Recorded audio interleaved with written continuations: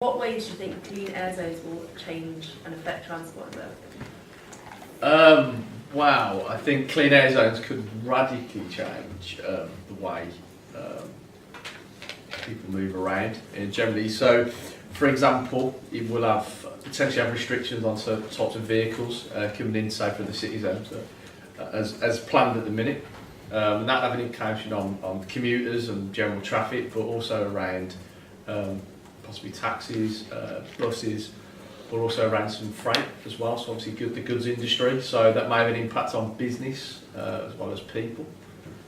So as we all take for granted, we go to the shops, we expect things to be there, and obviously they've got to get there. They're delivered in through freight vehicles, which if you look at some of the freight that comes into the city centre, it isn't like the newest of vehicles, and some of our the things we've been doing with the City Council is trying to green fleet, especially around buses, but there's still elements of the bus fleet which are still quite, especially on diesel, still quite polluting. But we have got quite a strong commitment working with our transport operators to accelerate that and to look at alternative fuels, so looking at electric, hybrid, some things around hydrogen.